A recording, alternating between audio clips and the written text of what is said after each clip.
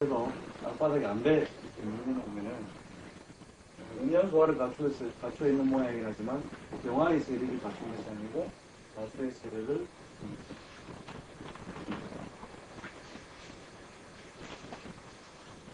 그러니까 위에서 성간이 그러니까 사주 우물 감설할 때요. 항상 병자년을 만났다. 얘를 다질조가 병자년을 만났다가 이렇게 병화가 뭡니까? 식신이죠. 식신은 뭡니까? 활동을 도모하려는 시적인 개념이고, 그러면 활동을 도모한다는 것은 우리가 학문적인 색깔에서 보면은 제작 활동, 학문을 얻기 위한 활동. 그 다음에 실제로 뭡니까? 재를 공하기 위한 방법, 즉 재를 생산하기 위한 단계로서의 활동을 시작하려고 하는 것입니다. 근데 정신적으로는 병화를 추구하더라도 땅바닥에는 현실적 조건이 되거든요. 식신의 반대편 글자가 왔어요. 그래서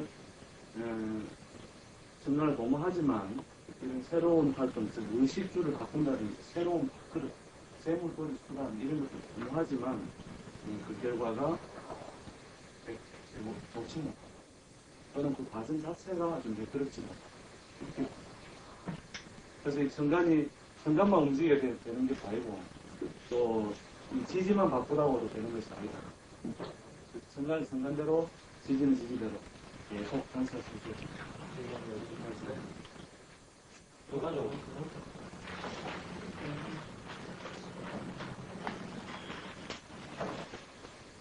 그러니까 이제 김 대통령에게 제가 가족한테 조금만 알아도 이 대가리만 나쁘다는 것을 매번에 답이 나오는 거지. 답이 나오는데 머리는 바빴어. 몸이 하나도 못 따라가는 거야.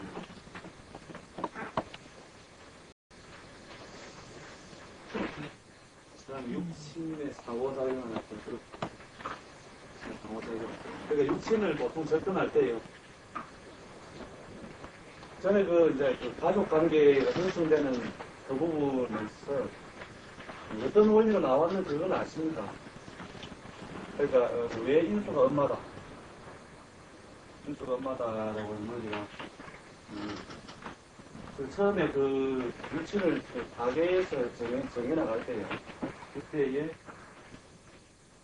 요것만큼은 틀림없다라고 이제 목의 중심에서부터 사실은 육신을 정해나가거든요. 그럼 이 말을 낳아주었다고 하는 모체의 짝은 누구냐? 누구라고 하는 편제라. 편제가 되죠. 그 다음에 이 편제의 엄마는 누구냐?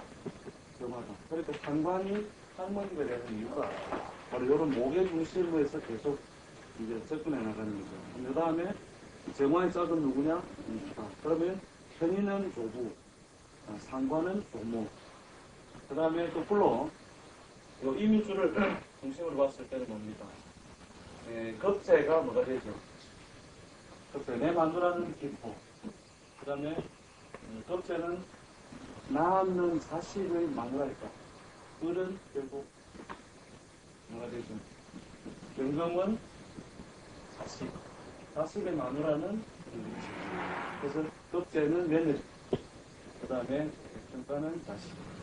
그 다음에 기토는 마누라. 이런 식으로 이때까지 도전 명리가 명리의 육신을 정의하는 원리가 이런 목의 중심의 어떤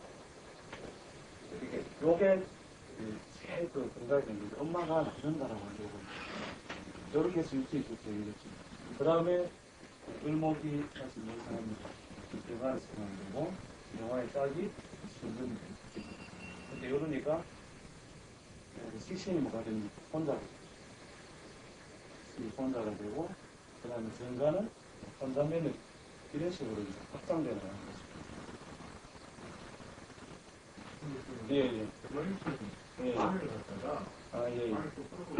그래서 말리시의 어떤 그것에서는 이 인수 중심의 육신이 잘못된 것이다. 그래서 어떻게 내가 속하는 존재가 아버지가 될 수 있느냐. 이렇게 논리를 펴고 있어요. 그래서 아버지는 임금이다. 내가 신금이다. 이렇게 올라가지고 물론 나를 지켜주고 보호해주는 존재다. 그리고 내 행동을 못하게 하는 존재다. 행동을 제어하게 하는 존재다. 그래서 요놈과 짝을 짓는 자가 이제 뭐가 된다. 이렇게 돼 있어요. 이렇게 해서 모친을 거꾸로 이런 식으로 찾아나가는 식으로 집회를 했죠. 근데 말리시아 이 합을 갖다 집회가 안 하고 바로 인계가 엄마다. 그래서 부모가 아버지가 모차를 통해서 나를 생산하는 것은 그래서 그러면 쟤와 요 두 사람 사이에는 이렇게 내를 중심으로 봤을 때 그 논리가 그럴싸하죠. 그럴싸하다 이거. 이제 관을 갖다가 부로 삼고 인수를 어머니 삼면서 뭡니까? 이제 아버지의 기운이 결국 내를 생산해 준다라고 하는. 근데 사실은 부모가 만나는 것은 서로 재관의 논리거든요. 이걸 극복하기 못한다는 거죠. 그래서 적천수에 보면은 아예 요 논리를 또 떠나서 또 어떤 논리를 펴느냐. 적천수에는 부모가 다 나를 만들지 않고 인계가 다 부모다. 그러니 이미 편인이니까 요거는 남자니까 심합니까? 편인이 아버지, 저가 엄마다. 이렇게 보고 있어요. 그것도 그럴싸한데 부부라고 하는 존재가 어떻게 됩니까? 재관의 논리가 아니고 격제에 있어서 그것도 많이 이상하다 이렇게 돼 있어요. 근데 사실은 가끔 목의 중심의 이 그림이 여기까지 어떤 확장은 좋았는데 요 논리로서 육친을 발생할 수가 없습니다. 요 논리로서 절대. 그러면 임은 뭐냐고 하면 팔자는 임도 엄마 아니냐? 계모다 이거. 그럼 계모밖에 없느냐 팔자에. 자기는 생모는 어디 있느냐 이거. 그럼 인과하고 예를 들어 걔가 없다. 없을 때 인과하고 하면 정이죠. 정은 상관인데 그러면 상관도 아버지다. 이렇게 확장해야 되지 않느냐. 그래서 그거를 제가 맨 뒷부분에 다시 한번 설명을 드리겠습니다. 요 탈출의 뒷부분에 보면은 새로운 육친설에 대한 어떤 제안하는 부분이 37페이지 보면 나오죠. 요 부분이 이제 기존 육친설에 의한 어떤 문제점들 이 부분 제가 한번 다시 좀 육친의 상호작용은 이 부분은 뭐냐면 예를 들어 답이 있다 이랬을 때 그러니까 대부분 다 사주에서 해나가는 데 있어서 사주에서 예를 들어 해나가는 데 있어서 요 글자를 볼 때 내가 생하는 존재 이렇게 끝내거든요. 자, 그렇게 끝내서는 곤란하다. 그러니까 요 글자를 봤을 때 영화를 봤을 때 이거는 식신이구나. 그 자가 극하는 자는 광이구나. 이 자는 비겁을 누출시키는구나. 그 다음에 이 자는 흙을 생하는 자구나. 죄를 생산해주는 극자구나. 대신 관을 극하는 자구나. 이거를 육신 하나를 쳐다보면서 빨리 생각해 주셔요. 그래서 대부분의 어떤 우리가 막 병적인 것이든 실제로 그 사람이 처해 있는 고통이라는 것은 대운이 의해서 인수대운입니다. 인대운을 봤을 때 인을 쳐다보죠. 자, 대운의 인이 들어왔을 때 뭘 뜻합니까? 식상을 뜻하죠. 그럼 여자의 경우에 식상은 자식을 낳는 창고입니다. 자식을 낳는 창고를 넣어버립니다.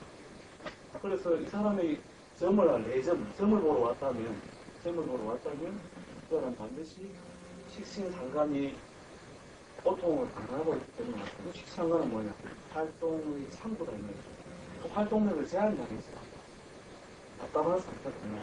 대부분 다 인두에서 편인을 만났을 때는 사이드 브레이크 땡기는 것처럼 거의 활동이 그렇게 심하지가 않아요. 그리고 또 시신을 심하게 발견하는 것은 여자에서는 자식을 생산하는 것 방해입니다. 자식을 놓기 힘든 글자에 고통을 주는 것이다. 이 글자 자체가.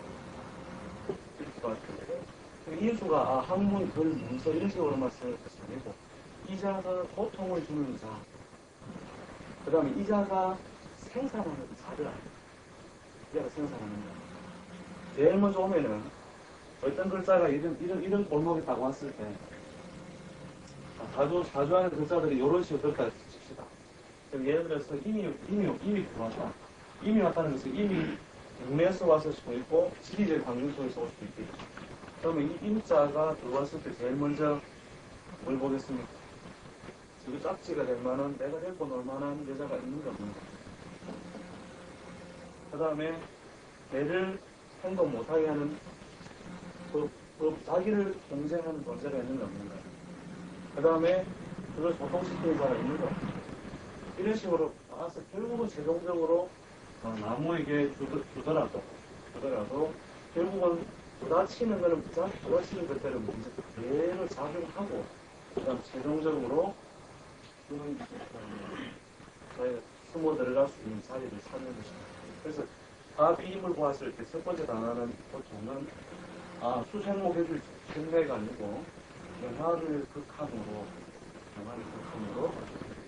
활동의 제한을 또 그 다음에 이 임자가 결국은 뭘 상관하냐면 만약에 그 판상에 내가 갑이라고 하는 주체인데 을이라고 하는 것을 또 문제를 보았다면 임은 갑을 사무실 졸라다가 누구한테 주죠. 개모집만 하고 결국 을에게 준 거지. 겁재를 생산한다는 거예요. 겁재는 또 어떤 약간 그 발전에서 항상 적자 경영을 만드는 거예요. 돈이 안 되도록 자꾸 만들어주는 존재다. 겁재라는 것은. 그러니 요건 뭐냐? 임자로 들어왔을 때 이런 해에 고장, 문서, 보증, 고장 딱 찍었다면 결국은 어떻게 되죠? 2년이나 3년 뒤에 결국은 이 겁재가 왕해질 때 결국 겁재를 쓸 수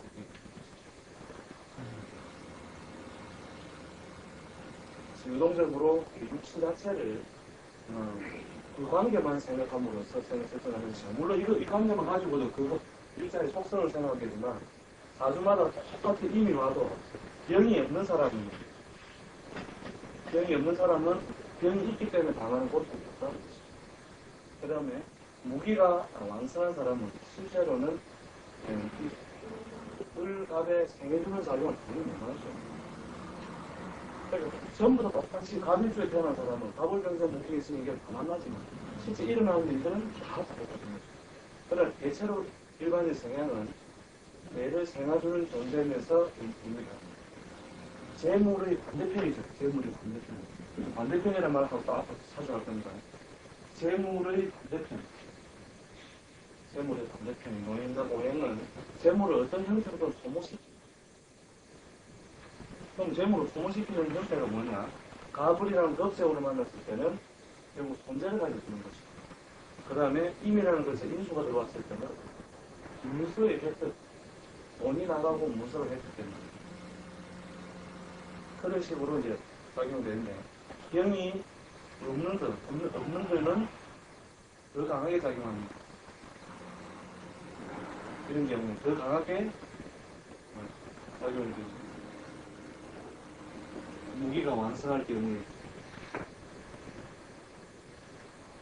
그래서 임자 한 글자라도 만약에 많이 태어날 때, 많이 아주 왕성했을 때는 대단히 임수가 강하게 작용하고 상대적으로 무기나 또는 이 무기를 낳아주는 밭이 있을 때는 임수가 강하게 작용하지 않는다. 항상 육친 관계를 보았을 때 사주면서 문통성이 할 때는 요 글자 앞에 일주만을 중심으로 용신제국을 보통 공부하는 분들이 전부 일주를 중심으로 자꾸 생각하니까 자꾸 어려워지거든요. 일주를 중심으로 자꾸 이 팔자의 용신은 무엇이겠느냐. 그러면은 그 가수를 만났을 때 이 일주를 중심으로 생각해야 돼. 그러니까 이게 오시계획이 잘 되고 결국은 뭡니까? 이게 떨어져 있는 몸이 아니죠. 결국 연관되어 있는 한 몸들이죠. 한 몸들이니까 이 일주를 중심으로 생각해도 용신은 동일하게 나와요. 그러니까 용신계국에 입수한 분들은 용신계국을 잡을 때 일주를 꼭 중심으로 잡지 마세요. 땅바닥에 이 글자 하나를 가지고 있어요. 이 글자가 하나. 그럼 요놈이 그럼 중심으로 한번 보자. 아, 내를 생각하는 자들 분이구나. 근데 팔자에 천지에 뭐가 빠졌죠? 그럼 나를 도와주는 존재가 축은 물론 도와주는 사람도 신기해 조짐이라면 스승끼리 잘 주고 있어요. 자, 어쨌든 도와주는 존재인데 요놈을 거들어주는 자가 없죠. 그럼 요놈을 도와주는 자 팔자가 용식이다 이렇게 생각한다는 거예요. 그거를 가질 줄 중심에 봤을 때도 어떻게 겨울에 물을 안고 있는 나무, 생명을 봄을 준비하는 솟아오르는 겨울 눈이 받았던 거지. 뭐가 그립습니까? 해야 되겠지. 그래서 용신의 일주 중심을 알려줄 때 항상 다른 글자를 잡고 있어요. 또 사용하는 호칭의 글자가 한 글자가 왔을 때도 밥이 오를 만난 상가를 만나. 그러나 이 사주에서는 거의 오화를 만나서 작용력이 없습니다. 왜 없을까요? 좌우상충에서 밀어내고 여러 이 자는 홀로 있는 놈이 아니고 신자라고 하는 세력을 얻어 있는 놈입니다. 세력을 얻은 놈이니까 내가 오화를 쫓아가고 싶다라고 내가 했는데도 결국은 이 신이 자를 생각하는 메커니즘을 벗어날 수 없더라고요. 이렇게 교수골목에 어울리면 끝까지 어떤 운을 만나도 재운을 만나도 교수골목이요 관운을 만나도 교수골목 기본적인 자기 골목을 벗어나지 못한다는 거죠. 이건 자기가 생활하는 환경 그대로는 절대로 한 글자 보고 상관이니까 신, 구설, 조모 이런 식으로 해석해나가서 이게 상관이라도 거의 작용이 없는 것입니다. 그러면 인수를 건드렸기 때문에 오늘 개념이 있을 것이다. 사소한 망신을 구설해서 이해할 수 있지만 이 사람의 선택 오화를 선택하기에는 너무 속도이 열악해. 그래서 똑같이 반목이 오화를 만났을 때라도 어떤 사람은 오화의 기운에 있는 결과를 바꿨고 이런 경우에는 오화를 쫓아가려다가 새로운 일을 도모해 보지만 결국은 되더라. 결과가 분명하게 반대가 되는 거죠.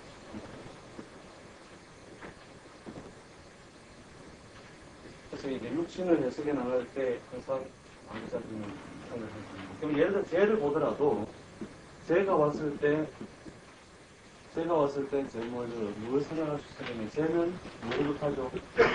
인을 극합니다. 인을 극이죠. 그 다음에 재가 왔을 때 뭘 생각합니까? 만을 낳아줍니다. 만을 생각합니다. 그 다음에 이 재는 또 뭘 노출시키죠? 식상을 노출시키죠. 노출시킵니다. 그러니까 이 식상이 만약에 중요한 것이라면 이 재를 갖다가 노출시키는 존재가 되는데 이 재가 왔을 때 당장의 재리나 재물에 의한 이익은 있다 하더라도 결국은 이런 중요한 신을 따라가는 식상이 만약에 좋은 것이다.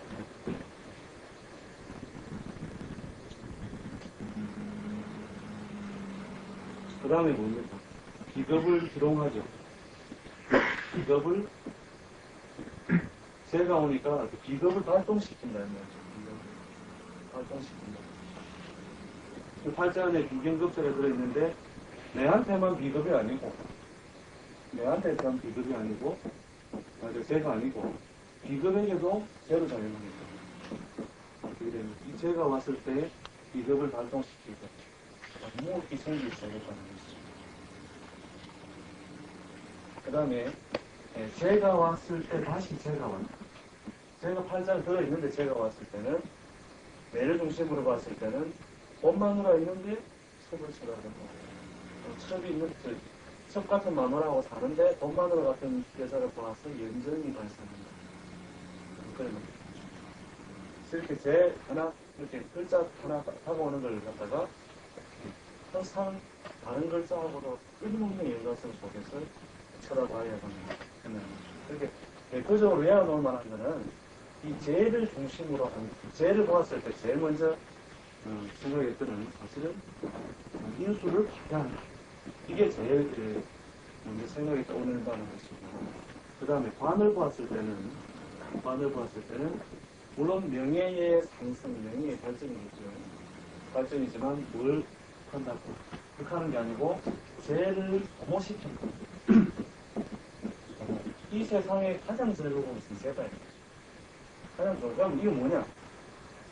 관을 만났을 때 우리가 모임이 생깁니다. 또는 사회적인 명함을 하죠. 그럼 그것 때문에 결국 지갑대 일이 생깁니다. 팔자에 관이 많다는 것은 돈이 들어오기만 하면 포옹 잡는다고 지갑 빼는 거예요.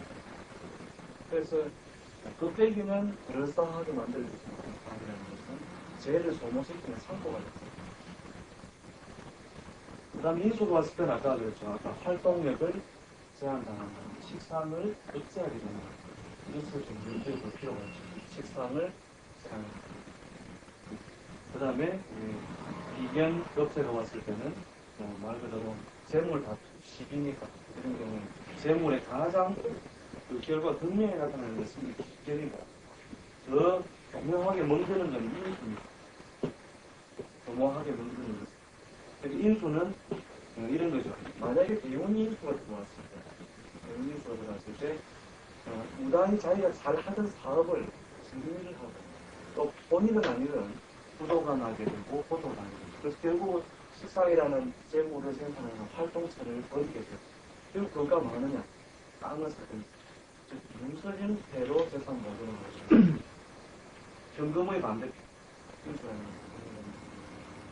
그러니까 이 인수를 만났을 때 대운에서 만약에 인수를 잡았다 할 때 그 대운 자체가 현금화하기 힘들다는 것이죠. 그러니까 그는 죽을 때까지 집권되는 수가 있다. 못한다 이 말이죠. 그때 사는 대운이 인수 대운일 때 내가 부동산을 지르겠다. 그럼 죽을 때까지 못하는 거다. 이 변해자니까요. 그래서 이런 인수 글자 하나 봤을 때 힘들지 받은 글자와의 이기적이라는 생각이 그 다음에 빠진 거는 식신이 왔을 때는 말 그대로 자기를 개설하는 조건, 저희 개설할 식신 상관이 왔을 때 가장 왕성한 활동력을 얻는 거. 이렇게 활동을 하려다 보면 결국 어떻게 됩니까? 관을 극하니까. 관을 극하게 되니까 관제, 설, 시비 이런 것들. 관을 극해서 나타나는 경식. 그래서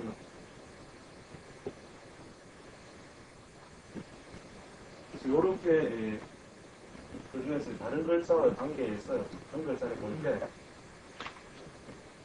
염두에 두어야 될 것이 바로 대체로 뭐냐면 재물을 중심으로 하는 상황입니다. 그리고 재가 왔을 때에 인수를 파괴하는 본연의 현재나 전제가 들어온다면 반드시 어떻게 됩니까? 인수를 흐리게 하죠. 인수는 본연의 항문기를 흐리게 만들어줘서 그래서 본연에는 보통 재가 항마라고 요것만 보면요. 다른 거 다 볼 때 일주를 중심으로 좀 요것만 다 읽으면 맞아요.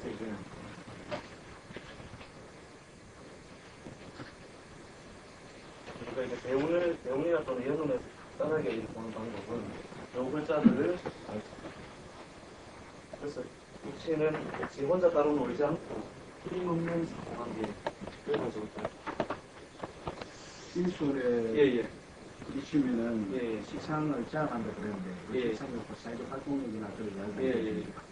근데 저 지난번까지 나도 예를 들어 인수변이 왔을 때 좋은 자식을 본다 하는 식의 아니죠. 아직도 식상입니다. 아니죠. 인수 대운의 도리에 좋은 자식이 아니죠. 여자의 경우에 남자의 경우에는 어떻게 됩니까? 관을 생산하는, 남자의 경우에 관을 생산하는 거. 그리고 관을 생산하면서 재운이나 또는 관운, 이런 운을 만났을 때, 이렇게 자식이, 가정, 남자의 경우에는 가정 결혼한 자식이 나오더라. 이렇게 봅니다. 머리에 이제 이 관을 깨는 남자의 경우 식상이 왔을 때는 대체로 딸이 많고, 또 아들은 결량한 자식을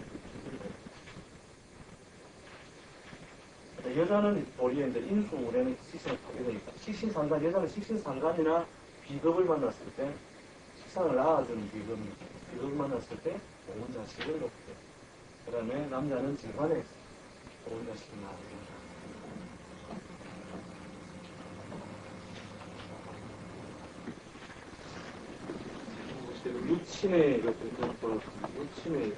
육친을 잘 해석할 또 사회 현실로 잘 해석할 수 있기 위해서는 그걸 변화시켜서 적용해봐야 됩니다. 그 부분이 이제 가족 관계로서의 변명하는 거죠. 가족 관계로서의 변명하는 거. 그거는 뭐 전에 한번 타이틀에서 불러드리면서 불러드려봤으니까 왜 그러냐는 것은 일단 맨 마지막 부분에 그 다음에 사물 대상으로서의 변명하는 것이 이것도 연습을 많이 해보면 됩니다. 그래서 내 행동을 억제하게 하는 사. 그 다음에 내게 활동하게 하는 수단들. 그럼 식신상관 같은 경우 활동하게 하는 수단이 차나. 그 다음에 꽃 중에서 활동을 위한 꽃, 의상. 그 다음에 놀이, 놀러 가든지 돈 따먹기 하러 간다. 그 다음에 신발이 바로 활동을 위한 수단인 거고. 그 다음에 재물을 생산하는 것이니까 기술이 필요한 오후들.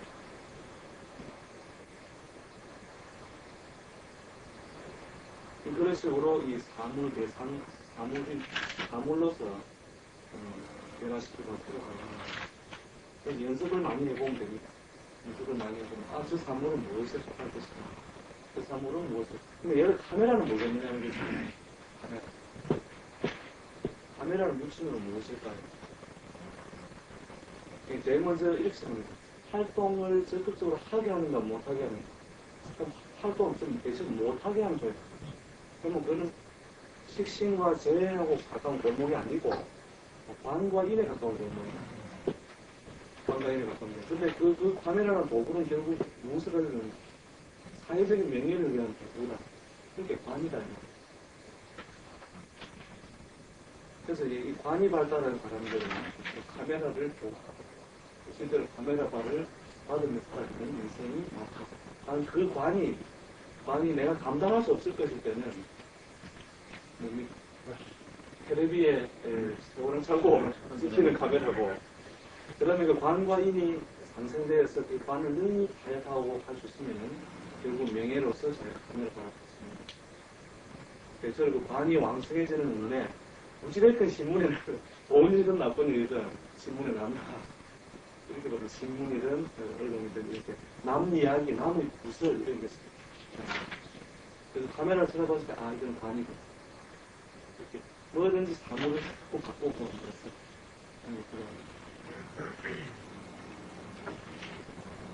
그 다음에 시간적인 변화에 따른 어떤 변명법이라는 것은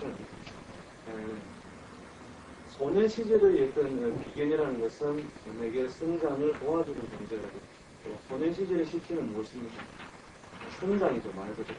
팔다리가 자라나고 왕성한 성장을 하는 것이죠. 그 다음 성장에 필요한 요소들, 이런 것들이 소년 시절의 식성이에요.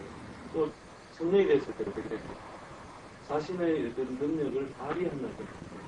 그 다음 성령 이후의 단계는 그것이 재물을 거는 수단으로서의 기술, 능력, 이런 것들이죠. 그 다음에 노인이 됐을 때는 식신상관은 활동력을 얻는 것입니다. 여행, 돌아다니는 것, 이런 것. 시간적으로